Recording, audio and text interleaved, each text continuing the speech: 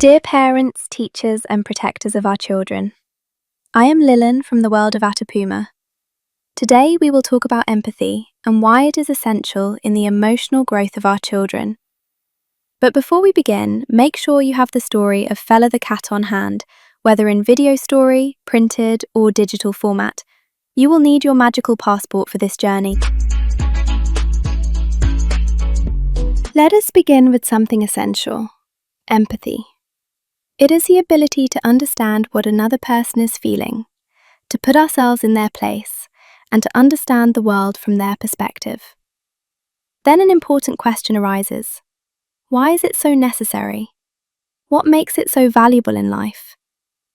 Let us explore this together, because within that answer lies the foundation of more conscious, closer, and more humane relationships.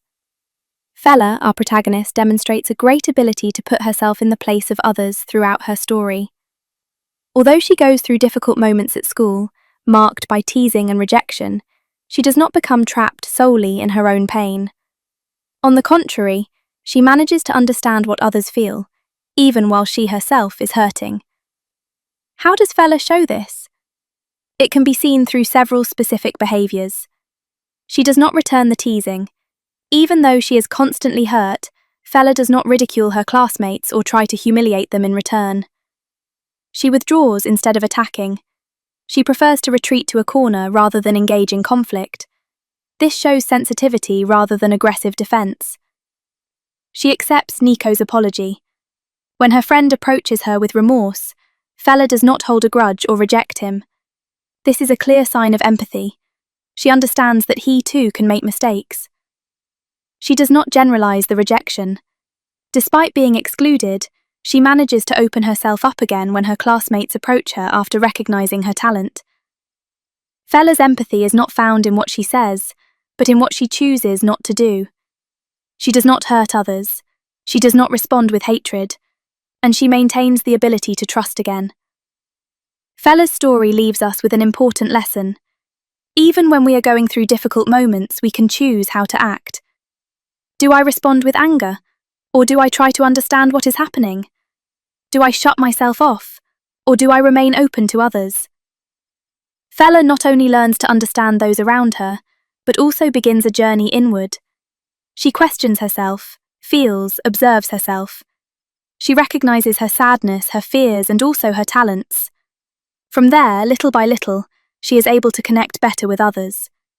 Because when a child understands themselves, they can begin to recognize what others are feeling.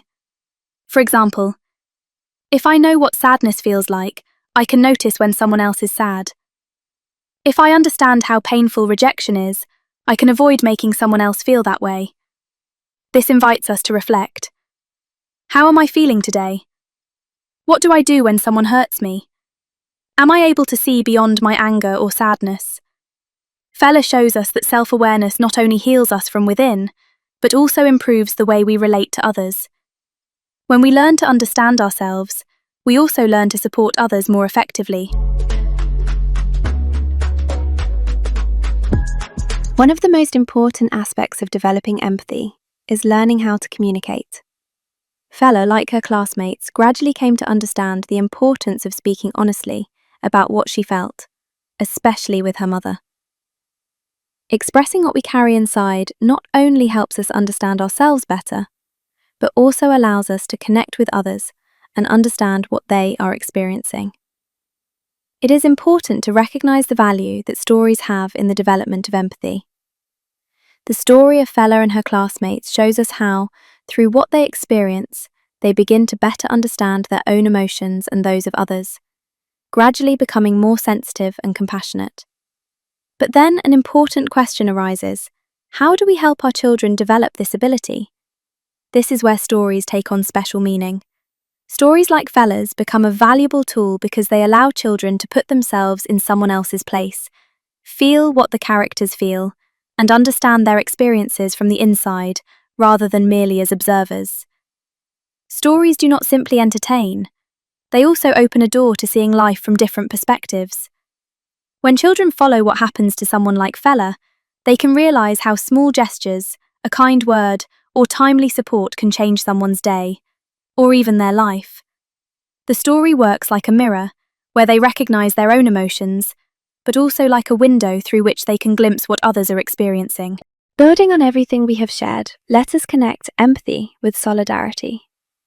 Empathy is the first step toward understanding what another person feels. Solidarity is what we do afterward with that understanding.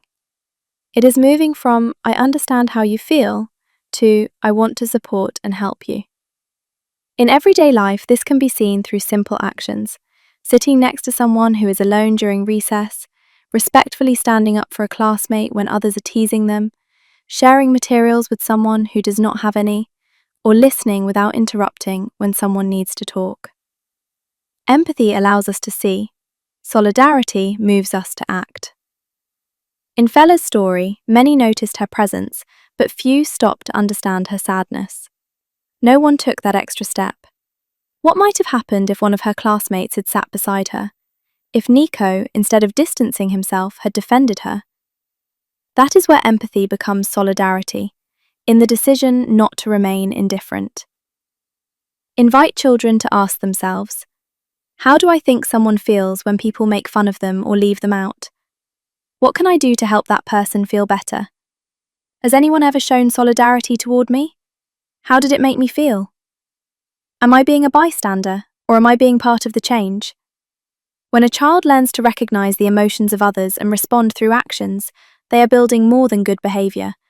They are shaping the way they will exist in the world. Little by little, through everyday gestures, we cultivate a more respectful, humane, and conscious way of living together. On behalf of myself and all the members of the world of Atapuma, thank you for continuing to contribute gestures that make a difference. If this capsule touched your heart, follow us for more content that inspires, supports, and strengthens families.